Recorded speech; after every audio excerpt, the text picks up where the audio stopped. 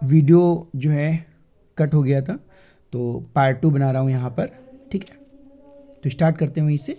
तो sometimes I feel myself I can hardly bear the thought of so much childish longing in vain, the sadness that lurks near the open window there.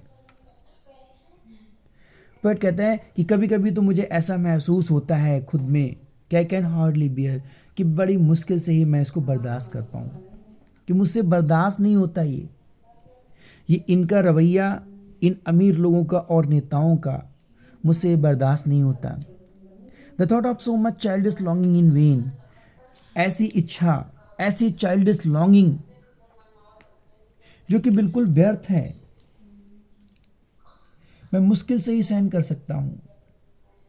इतनी ज़्यादा ये व्यर्थ की जो childish longings हैं, जो बचकानी विचार हैं, जो डिज़ायर हैं, जो कि बिल्कुल व्यर्थ है, बेकार है, क्योंकि वो तो इतने मासूम हैं बेचारे।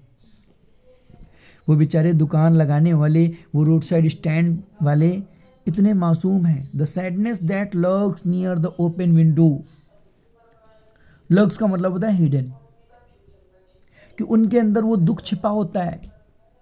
नियर द ओपन विंडो, वो अपनी दुकान के पास जो उनकी विंडो होती है, आपने देखा होगा कई सारे दुकान के पास जो है उनकी इस तरीके से दुकान होती है और विंडो टाइप की होती है, खिड़की होती है, तो वहाँ से वो देखते हैं, इंतज़ार करते हैं। Open window there that waits all day in almost open prayer, वो इंतज़ार करते रहते हैं, ऑल डे, दिन भर इंतज़ार करते हैं, इन ऑलमोस्ट ओपन पेयर,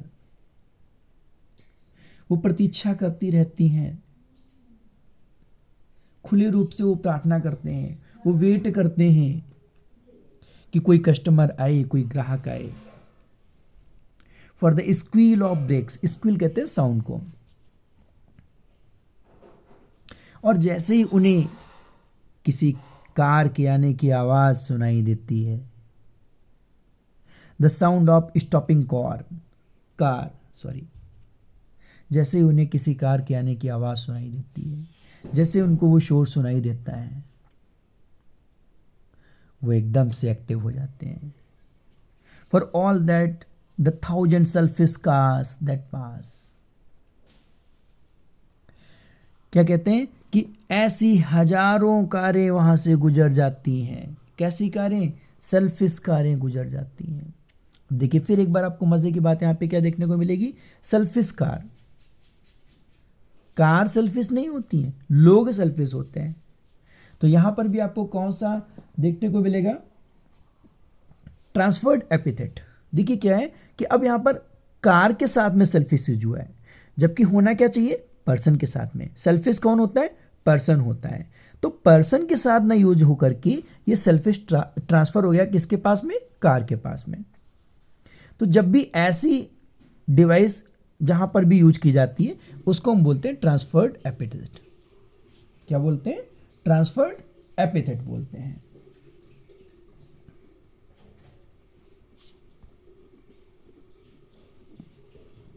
ठीक है, तो सेल्फिश कार, ऐसी हजारों सेल्फिश कार वहां से गुजरती हैं, मतलब हजारों ऐसे लोग गुजरते हैं वहां से। Just want to inquire what a farmer's prices are. और जानते हो कभी तो कोई वहां पर रुकता है और इंक्वायरी करता है, पूछता है, क्या पूछता है कि what a farmer prices are, है ना।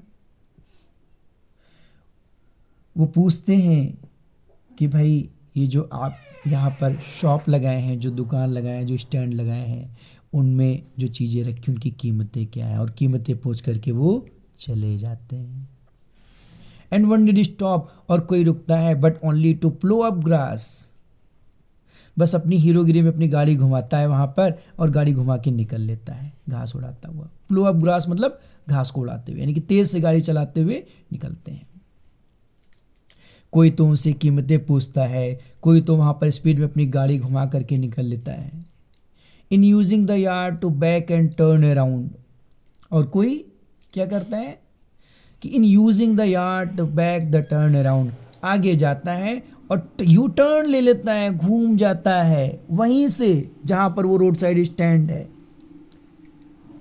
पर उनको ये सब चीजें नहीं दिखती हैं। कीमतें पूछते हैं, स्टैंड दिखाते हैं, यू टर्न लेते हैं, पर उन गरीबों की इच्छाएं नहीं दिखती हैं।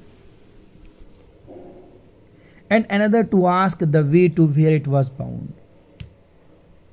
और फिर कोई दूसरा आता है वहां पर कार से और वो पूछता है कि भैया जरा हमें बताओ कि मुंशी पुलिया का रास्ता कहाँ है।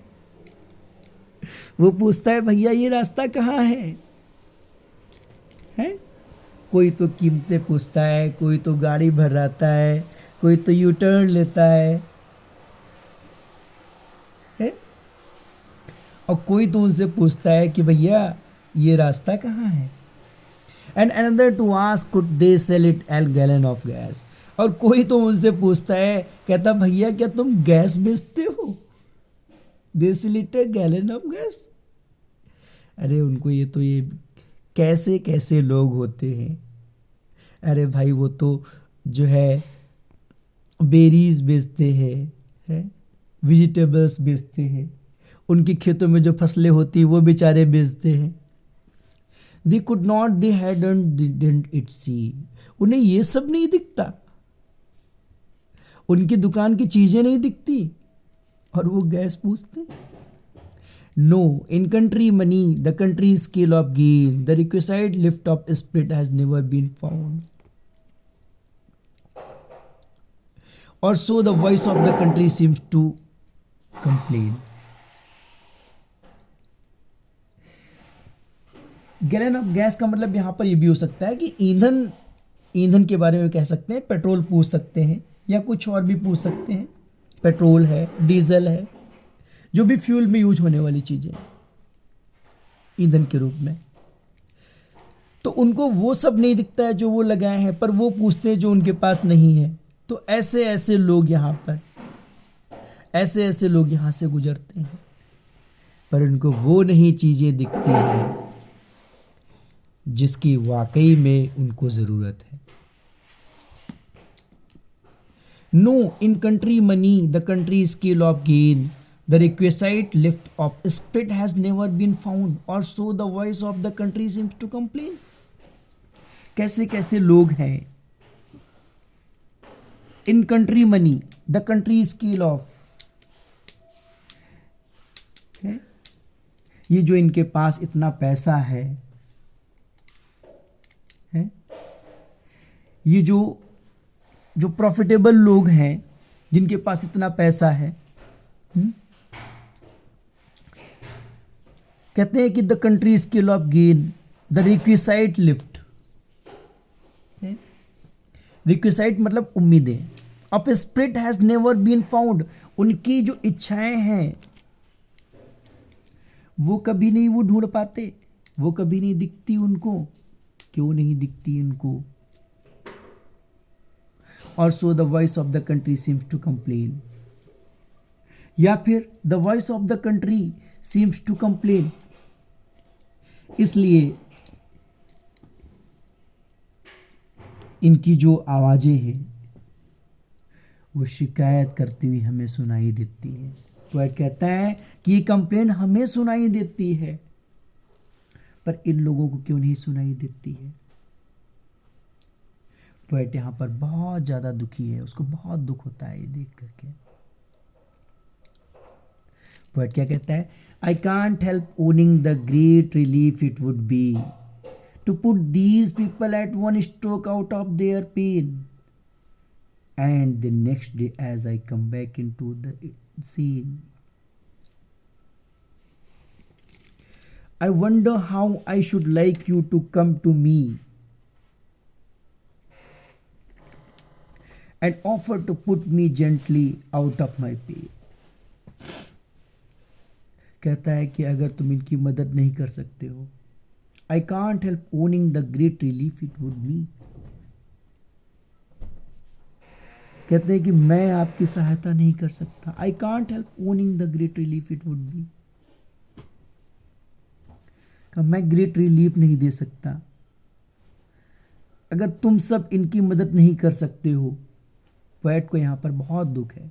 वो कहता है कि एक तुम इतने पैसे वाले होकर के अगर तुम इनको रिलीफ नहीं दे सकते हो, अगर तुम इनको आराम नहीं दे सकते हो, तो to put these people at one stroke out of their pain, तो तुम एक काम क्यों नहीं कर देते हो, इन लोगों को एक स्ट्रोक क्यों नहीं मार देते हो, इनको एक झटका क्यों नहीं मार देते हो, आउट ऑफ देयर पेन, इनको इस दर्द से बाहर निकाल दो, इनकी जो गरीबी है उसको खत्म कर दो। And the next day as I come back into the scene, मतलब पोएट के कहने का मतलब क्या है, वो ये कहना चाहता है सीधे सीधे कि तुम अगर ऐसा नहीं कर सकते हो, अगर तुम इतने अमीर होकर के इनकी दुकानों से चीज़ें नहीं खरीद सकते हो, तुम इनको थोड़ा फ़ायदा नहीं कर सकते हो, फ़ायदा नहीं दे सकते हो, तो तुम इनको मार क्यों नहीं देते हो। ये पोएट के अंदर का क्रोध है, ये पोएट के अंदर का गुस्सा है।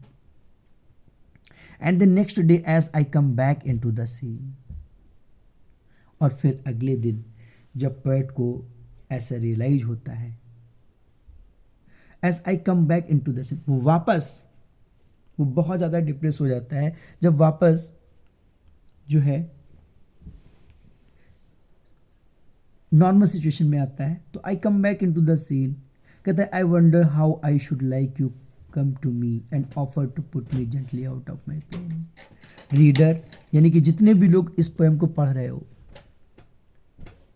कि I wonder how I should like you to come to मी,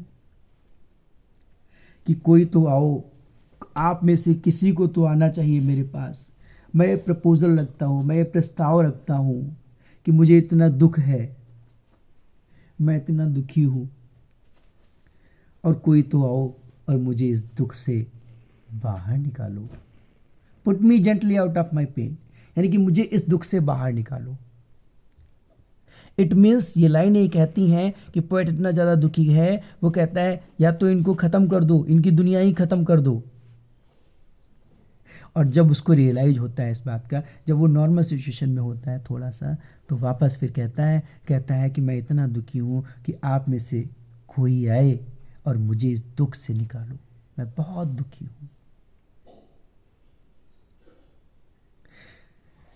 तो ये थी आपकी पोएम। आई होप आपको समझ में आई होगी, उम्मीद करते हैं आपको पोएम पढ़ के अच्छा लगा होगा।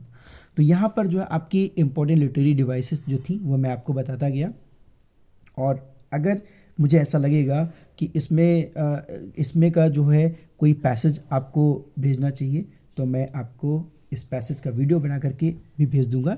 लेकिन अभी के लिए आपके लिए पोएम ज़्यादा इंपॉर्टेंट थी समझना, तो इसलिए मैंने आपको ये पोएम जो है वो एक्सप्लेन कर दी है, और आप इस वीडियो को देखें और एग्ज़ाम की तैयारी करें। वीडियो अगर आपको अच्छा लगा हो तो लाइक करें, शेयर करें। Thanks for watching.